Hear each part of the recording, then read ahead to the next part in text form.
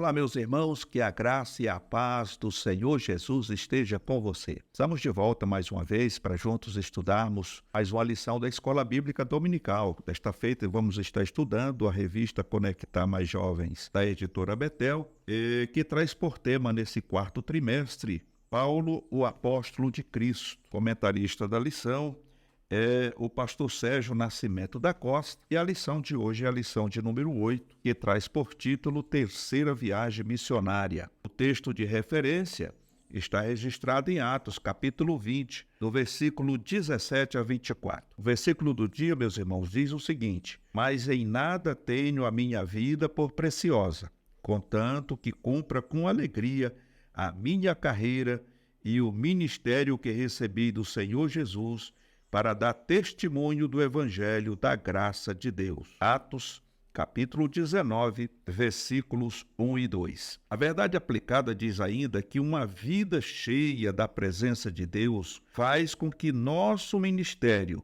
seja bem-sucedido. Então, uma vida cheia da presença de Deus, com certeza, vai fazer com que o nosso ministério seja bem-sucedido. Então, pouca presença de Deus, menos sucesso no ministério. Ok, meus amados irmãos? Então, é necessário que a gente venha atentar para as verdades que a palavra de Deus nos traz.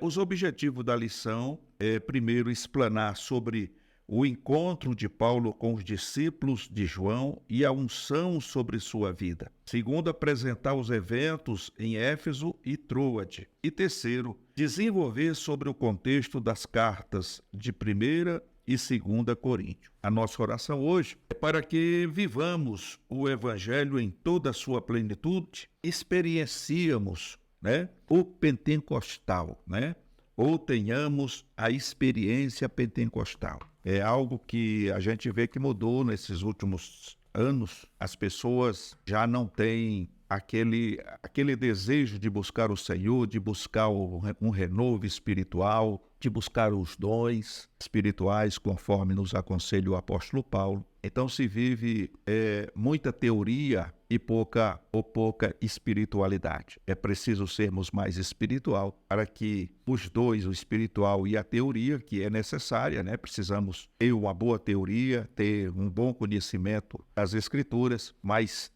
uma coisa sem a outra não vai surtir o efeito que o Senhor espera que, ok, meus amados irmãos, que venha surtir na vida do que prega e principalmente daqueles que ouvem. Louvado seja o nome do Senhor.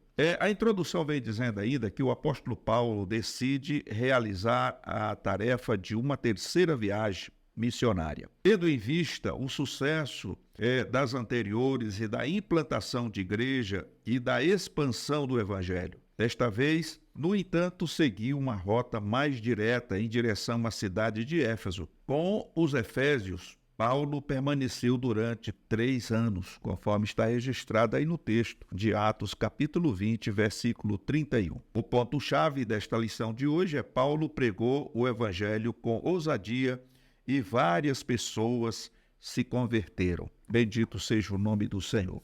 Então vemos aqui no primeiro tópico, Paulo em Éfeso. Éfeso era a capital da província romana da Ásia. A cidade de Éfeso trazia consigo a importância de ter o maior centro comercial daquela região. Uma cidade próspera que se debruçava na fabricação de artefatos religiosos, como o templo de Diana, padroeira da cidade. Era uma grande cidade, conforme a gente pode observar também na história de Éfeso.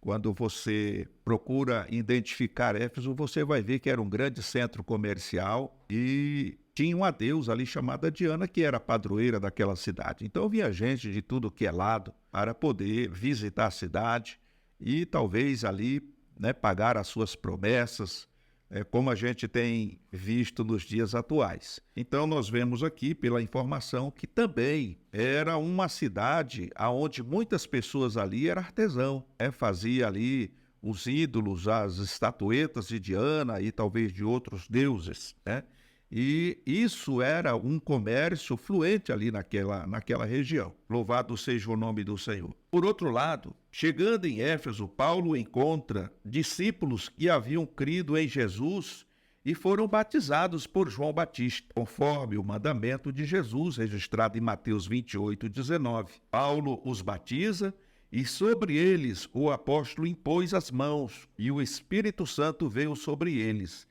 E todos começaram a falar em línguas e profetizaram.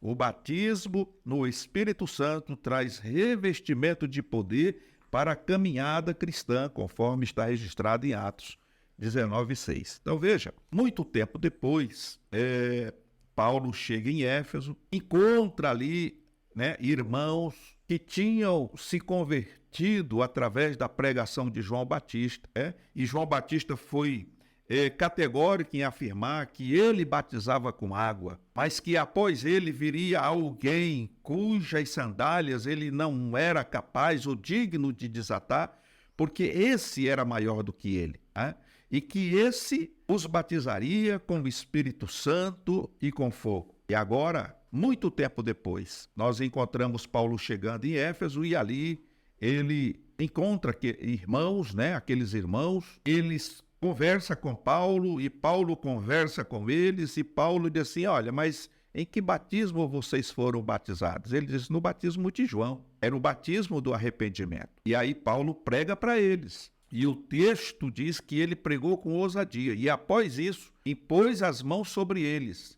e desceu sobre eles o Espírito Santo, assim como tinha acontecido lá no início, no cenáculo, quando todos os discípulos os discípulos de Jesus, logicamente, estavam reunidos ali, um número de 120 irmãos, ou quase 120 irmãos estavam reunidos ali, e sobre eles veio o Espírito Santo em forma de um vento, e línguas de fogo que caiu sobre aquelas pessoas e eles automaticamente começaram a falar em outras línguas que eles não conheciam, mas que na cidade, naquele período, havia muita gente e muitos estrangeiros e de repente eles começaram a ouvir falar da grandeza de Deus na sua própria língua, na língua nativa, pelas quais eles haviam nascido na sua terra, na sua região. Então, meus amados irmãos, o que conclui aqui o comentarista nesse último tópico é que o Espírito Santo traz revestimento de poder para a caminhada cristã. Então, o que nós falamos no princípio é exatamente isso. A teoria só por si não basta. A teoria é um conhecimento necessário na vida de todo obreiro, de todo cristão, de todo jovem, Conhecer as Escrituras, estudar as Escrituras sistematicamente, buscar o Senhor em jejum e oração, isso são ferramentas primordial para um crente que quer ser fervoroso. Mas sem esse enchimento de poder, sem esse derramamento do Espírito na vida de cada um de nós não vamos conseguir fazer muita coisa.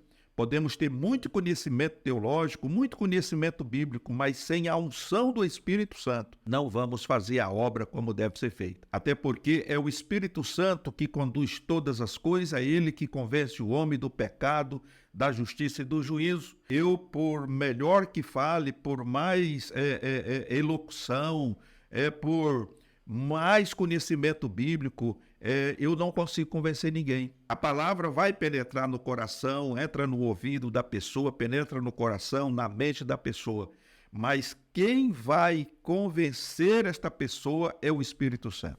Então é importante que cada cristão busque o batismo com o Espírito Santo e como nos aconselha o apóstolo Paulo, que também possamos buscar os melhores dons, porque é através dos dons que nós nos tornamos ferramenta útil no trabalho do Senhor.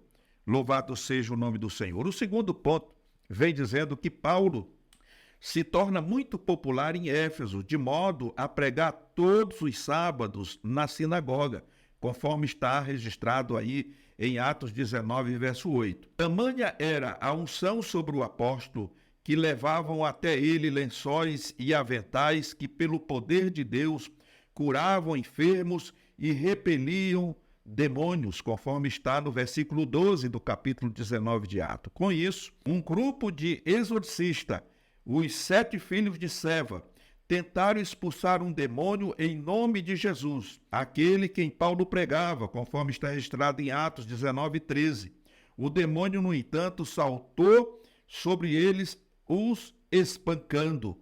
Atos 19:16. Os espíritos imundos não reconheceram a autoridade deles, pois não conheciam a Cristo. A autoridade espiritual vem sobre nós através de uma vida de intimidade com Jesus. Marcos 16:17. Então nós vemos, irmãos, louvado seja o nome do Senhor, Paulo, ele alcança essa popularidade na cidade. Todos os sábados ele estava pregando. E a unção do Espírito Santo na vida de Paulo era tão forte, que as pessoas levavam lençóis, aventais, lenço, e quando essas pessoas colocavam esses lençóis, esses aventais, esses lenços sobre aqueles que estavam enfermos, as enfermidades abandonavam aquelas vidas, os demônios eram expelidos, e aí nós vemos alguém aqui para fundamentar aquilo que já falamos no início, tenta, em nome do Deus que Paulo servia, expulsar demônio, fazer a obra de Deus. Então a gente vê que as coisas ficou meio complicada para aqueles filhos de Cefas, né? Conforme está dizendo aqui o texto.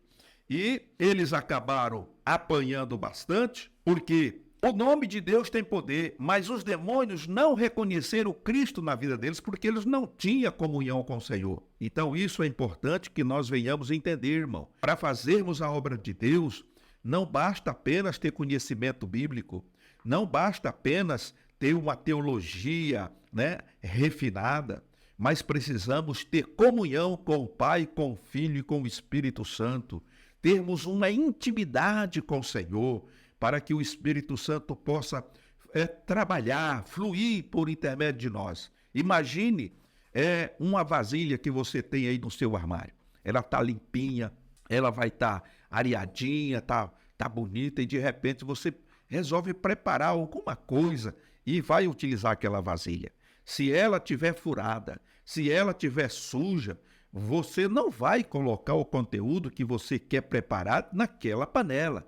Primeiro ela precisa passar por uma preparação. E qual seria essa preparação? Se ela estiver limpa, você vai utilizar, ela está pronta. Mas se ela estiver suja, você precisa lavar. Vai ter que lavar, vai ter que arear, vai ter que dar um brilho nela. Da mesma forma somos nós. Nós somos vasos, né? E precisamos estar à disposição do Senhor. Se nós estamos com sujeira, estamos encardidos, manchados, né? O Senhor não vai usar. Ah, mas eu conheço isso, conheço aquilo. Esses filhos de Cefa, eles talvez, por algumas ocasiões, eles observaram o trabalho de Paulo, com certeza, e falaram, opa, aí você mole para nós também podemos fazer igual. Se Paulo está fazendo, nós também podemos fazer. Tudo bem, pregar, pode falar, pode até rachar como uma cigarra, porque a cigarra canta até estourar, não é? Pode fazer isso. Mas sem a unção do Espírito Santo, você não vai para lugar nenhum. E ainda tem mais outro, o inimigo vai rir da sua cara. O inimigo vai tirar uma onda com você, como fez aqui com esses moços, né?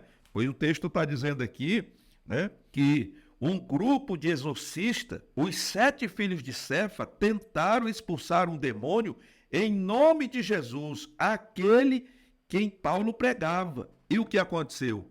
O demônio que estava naquela pessoa, no entanto, saltou sobre eles, os espancando. Os espíritos imundos não reconheceram a autoridade deles, pois não conheciam a Cristo. Ou seja, aqueles moços, eles estavam usando o nome de Jesus, mas eles mesmos não conheciam Jesus. Eles não tinham comunhão com Jesus, não tinham intimidade com Jesus. Então, os demônios que conheciam a vida deles, falou, espera aí, rapaz, o que é isso? Jesus eu conheço, Paulo também eu conheço, mas vocês, quem são? E eles se deram muito mal. Por isso, meus irmãos, precisamos ter cuidado para não vir querer usar o Espírito Santo ao invés de ser usado pelo Espírito Santo. Vocês estão entendendo? Eu, particularmente, já vi muitas pessoas passarem vergonhas. E vergonha feia. na frente, a igreja, à frente de pessoas, porque estavam com a vida desmantelada, com a vida fora do altar, vivendo de qualquer maneira, e na hora do pega para capar, ele tentou fazer como esses filhos de Cefa e acabaram sendo envergonhados. Ao ponto de muitas vezes o demônio que estava na pessoa dizer: o que você está pensando? Você pensa que eu não sei o que você anda fazendo? Você fez isso, fez aquilo outro, e vai dando uma lista de coisas erradas que aquela pessoa estava e vinha praticando, e aí desarmou aquela pessoa e ela agora, né, teve que se retirar de cabeça baixa, e ainda por cima, tudo aquilo de errado que estava fazendo foi revelado para um grupo de pessoas, e as pessoas agora ficaram sabendo que ele estava usando de uma máscara, de uma farsa. Então é perigoso. Ou você é, ou você não é. Ou você tem comunhão com Jesus, ou você não tem. Essa que é a grande verdade. Quem quer comunhão com Jesus, intimidade com Jesus, tem poder e autoridade, porque Jesus disse: eis que vos dou poder para pisar toda a força do mal. Louvado seja o nome do Senhor. Agora, se você não tem comunhão com o Senhor Jesus e está apenas sendo um crente nominal, um crente frequentador de reunião, então, irmão, você precisa dar uma olhada nos seus conceitos e ver o que realmente você quer para a sua vida futura. Você está, como se diz aí na gíria, né, no adágio popular, você está no fio da navalha. Você pode se machucar muito feio, ok? Vamos adiante. Aqui na outra página desta lição, a página de número 36, vem dizendo aqui que as provações que testam sua lealdade são, de fato, passaportes para o favor de Deus. É um pensamento aqui, uma reflexão de Eusébio de Cesareia. No segundo tópico desta lição, vem falando sobre o tumulto em Éfeso e a ressurreição em Troade. Paulo é confrontado em Éfeso por uma multidão devido à mensagem contra a idolatria, no capítulo 19 de Atos, verso 26. E em Troade ressuscita um jovem que caiu da janela, né? O moço sentou na janela e a pregação de Paulo se estendeu e o rapaz deu uma cochilada e caiu da janela e acabou morrendo. Então vejamos que Paulo enfrenta um tumulto em Éfeso quando confronta os artífices dos ídolos, ou os construtores de ídolos, conforme está registrado em Atos 19, 28 a 34, tendo que sair da cidade em direção à Macedônia. O texto afirma que Demétrio, um homem de negócio, empregava vários funcionários na confecção de imagens da deusa Diana, deusa padroeira da cidade de Éfeso, em Atos 19, 23 a 24. Demétrio convocou seus associados e formaram uma grande confusão, pois a pregação de Paulo estava arruinando seus negócios, conforme Atos 19, 25 a 27. A multidão se revoltou contra os cristãos, de modo que o prefeito da cidade teve de se envolver, conforme está registrado em Atos 19, 35 a 41. O evangelho abre os olhos espirituais e liberta o ser humano de toda a idolatria. Desculpa. Nesse ponto aqui, conforme as referências, nós encontramos Paulo encontrando aí dificuldade para continuar pregando o evangelho, porque, logicamente, que a partir do momento em que Paulo começa a pregar o evangelho e as pessoas veem os sinais que são realizados, né, por intermédio da pregação de Paulo, né, as curas, as libertações, então as pessoas começam a se voltar para o evangelho. E isso acabou trazendo prejuízo financeiro para o comércio daquela cidade e principalmente para aqueles artesãos, né, ou artesões, porque eles tinham as suas fontes de renda na fabricação daquelas imagens. E esse Demétrio, conforme vimos aqui no comentário, ele convoca todos os associados, todas as pessoas que trabalham com esse tipo de negócio e criam ali um grande tumulto para poder brecar de vez ali a pregação do evangelho. Aí o prefeito teve que entrar e não houve outra alternativa a não ser Paulo se dirigir para a Macedônia. Por quê? Porque muitas pessoas tiveram ali as suas mentes clareadas, os seus olhos abertos, concernente à idolatria que eles estavam vivendo, porque agora conheceram o Deus vivo, o Deus Todo-Poderoso. E isso trouxe um resultado muito grande para a cidade de Éfeso, porque ali ficou uma igreja formada. Louvado seja o nome do Senhor. A igreja ali foi formada porque as pessoas foram convencidas, não por Paulo, né? Logicamente, mas pela pregação do Evangelho e pelo trabalhar do Espírito Santo. Como já dissemos no início, é o Espírito Santo que convence o homem do pecado, da justiça e do juízo. Bendito seja o nome do Senhor. O segundo ponto aqui é que Paulo, então, viaja para Troade, onde prega até a meia-noite, de modo que o jovem Eutico pega no sono e cai de uma altura de 3 andares, conforme está registrado em Atos 20, verso 9. Ao cair de tal altura, o jovem acabou morrendo. Eutico morreu, pois não estava junto dos irmãos, estava afastado, sentado em uma janela e acabou dormindo. É um perigo não se envolver com as coisas da igreja. O sono da indolência pode nos arrebatar, mas Paulo abraça o jovem, leva para o meio dos irmãos, de forma ao jovem ressuscitar. Atos capítulo 20, verso de 10 a 12. Depois de Troade, Paulo vai a Mileto e se encontra com os presbíteros de Éfeso e lá se despede deles.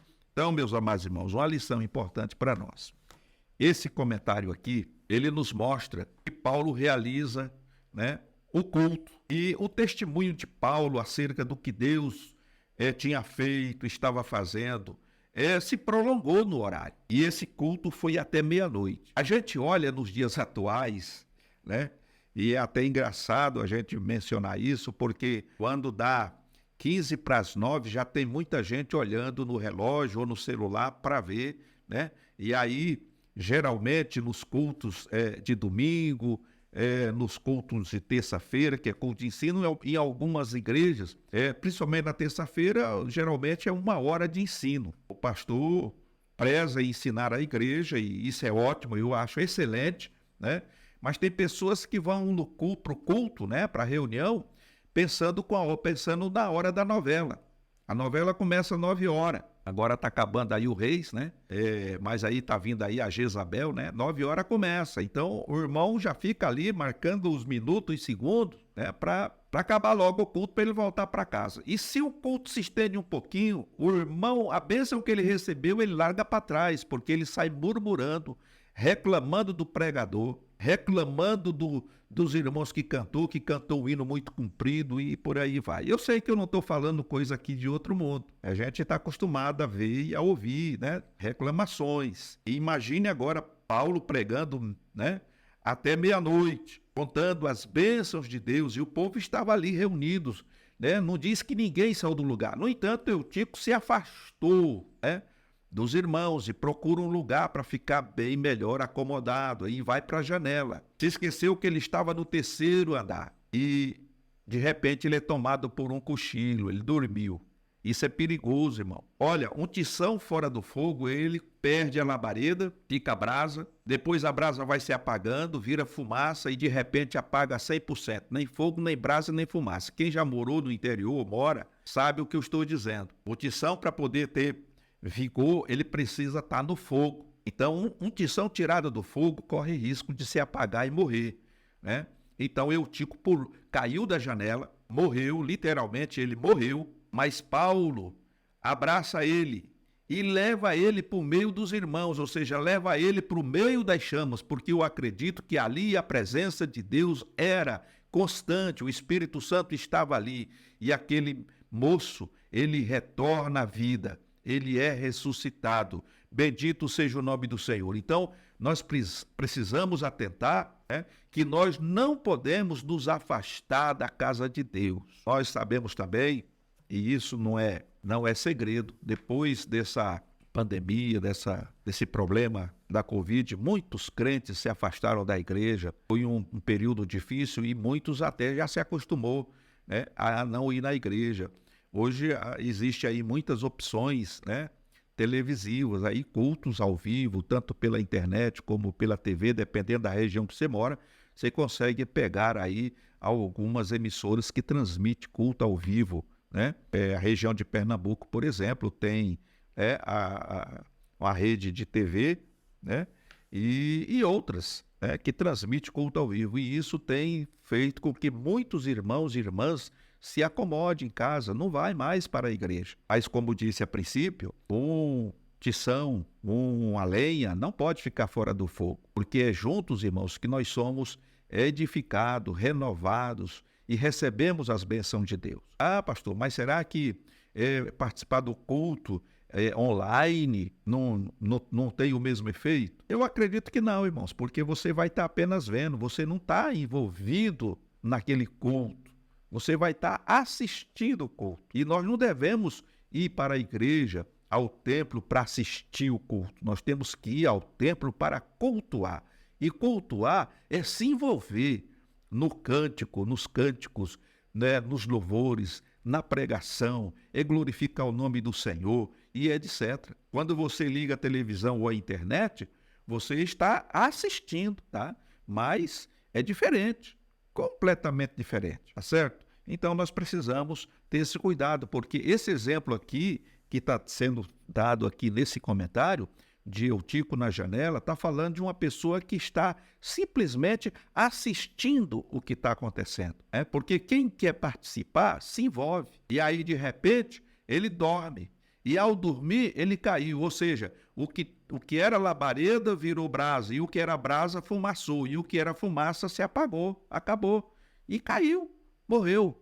Então, o risco de morrer, né, espiritualmente falando, é muito grande, porque um tição não pode ficar fora. Amém? Por outro lado, temos aqui cartas da terceira viagem. Foi na terceira viagem missionária que Paulo escreveu as cartas aos Coríntios, a primeira em Éfeso e a segunda na Macedônia.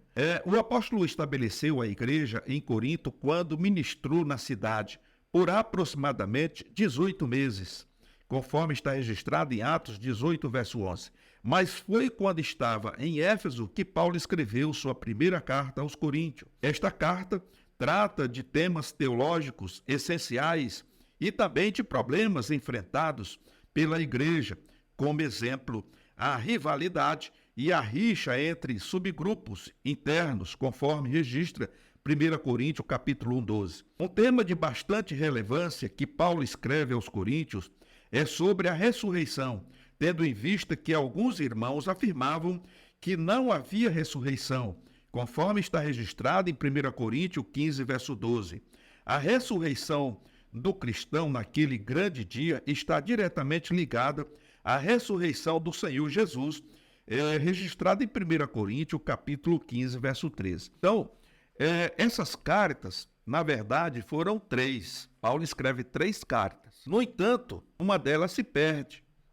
A segunda carta, se não me falha a memória, se perdeu. Então ficou a primeira e a terceira carta, que depois é denominada de segunda carta, de Paulo aos Coríntios. 2 Coríntios, 1 Coríntios, 2 Coríntios. No entanto, o que Paulo escreve nessas cartas são orientações ou exortações, várias exortações para aquele povo. Nós temos aí, por exemplo, um episódio desse subgrupo aí que eles passaram a se autodenominar cristãos de Paulo, de Pedro, de Apolo, enfim. E Paulo vai orientá-los que ele, Paulo, nem Apolo, nem Cefas, era alguma coisa a não ser servos do Deus Altíssimo. Então eles tinham que focar em Cristo. Aí depois nós vemos ele, Paulo, escrevendo novamente, chamando a atenção da igreja para aquele ato de incesto que estava acontecendo dentro da igreja, e as pessoas ali, fazendo vista grossa, até porque, segundo o que nós sabemos de Éfeso e de Corinto, esse povo, eles eram um povo que vivia na prática do pecado. Então a prostituição e outras coisas mais eram assim como coisa normal para aquele povo. Então tinha lá uma pessoa que estava tendo um caso com a madrasta, ou seja, a esposa do seu pai, e estava dentro da igreja participando da comunhão e de tudo mais. E quando Paulo é notificado, imediatamente Paulo escreve, orientando aos irmãos a tomar uma atitude.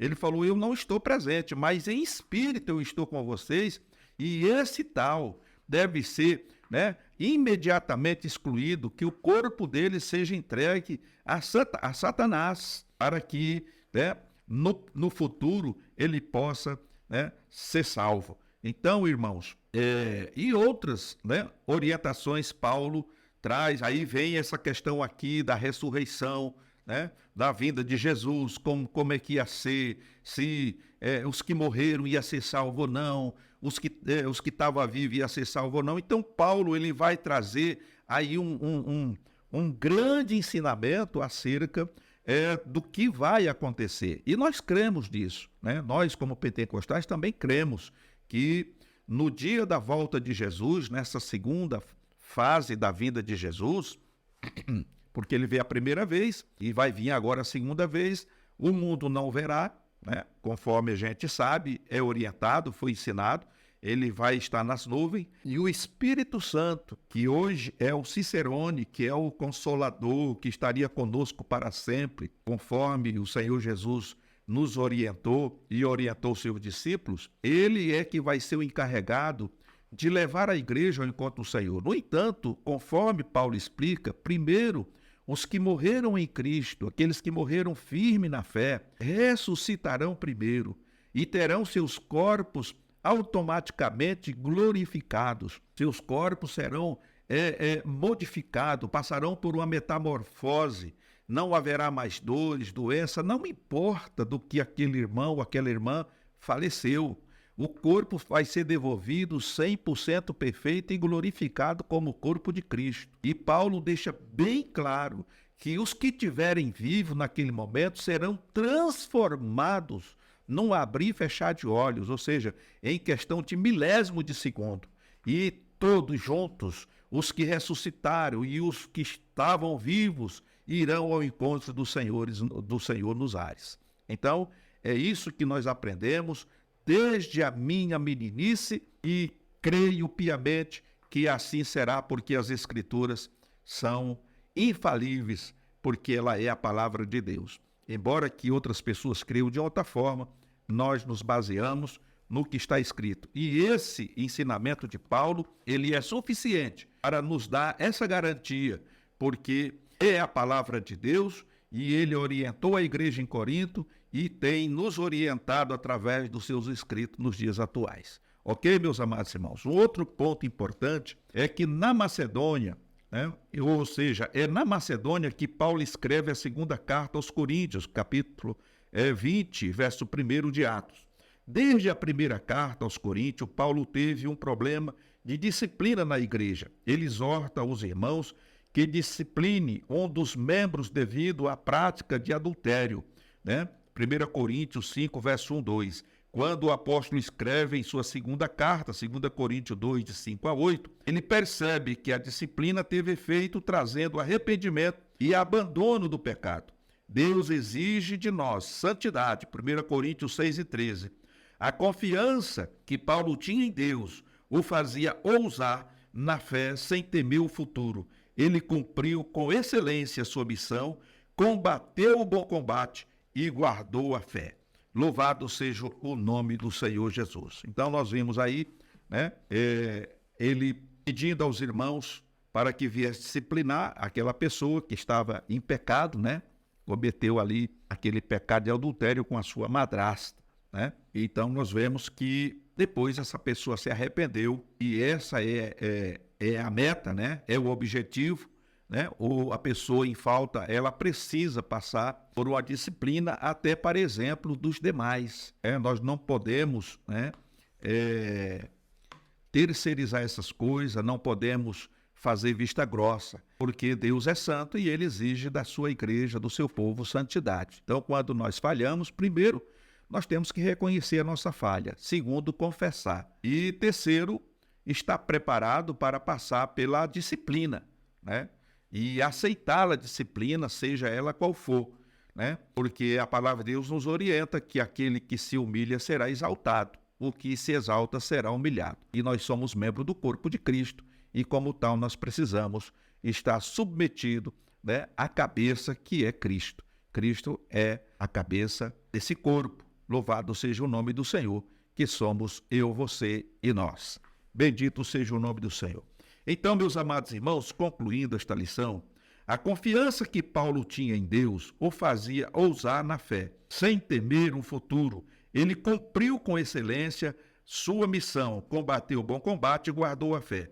Que Deus possa nos dar graça, que Deus nos ajude, para que possamos ser crentes ou cristãos autênticos e que possamos, assim como Paulo, combater o bom combate, né? Acabar a carreira e guardar a fé. Porque, infelizmente, nos dias atuais, muitos estão combatendo o bom combate, mas estão se esquecendo de muita coisa, né? Não estão guardando a fé, né? Estão abandonando a fé, estão tirando os olhos do Senhor Jesus, que é o autor e consumador da nossa fé. E o resultado é que essas pessoas se tornaram cristãos nominais, frequentadores de igreja, né? Entram vazio e saem chutando lata. E quando não, ainda sai murmurando, como disse a princípio, porque o pregador se estendeu um pouquinho na mensagem, ou porque houve muitos louvores. Então o culto não pode passar das 9. Se deu 9h01, o irmão já tem que estar dando a bênção apostólica, porque a maioria das pessoas tem compromisso muito mais importante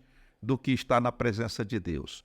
E isso, irmão, é complicado. Mas que Deus tenha misericórdia de mim, tenha misericórdia de nós, e que nós possamos, quando estivermos na casa do Senhor, esquecer de tudo, da morte da bezerra, se vamos ter que tirar o couro, se vamos, enfim, vamos nos focar na palavra, naquilo que Deus está fazendo e vamos glorificar o nome do Senhor, porque é a única hora, é o único tempo que temos de estar reunidos, né, e receber da parte de Deus aquilo que Ele tem para cada um de nós. Fiquem todos na paz do Senhor Jesus e até uma outra oportunidade, se Ele assim nos conceder.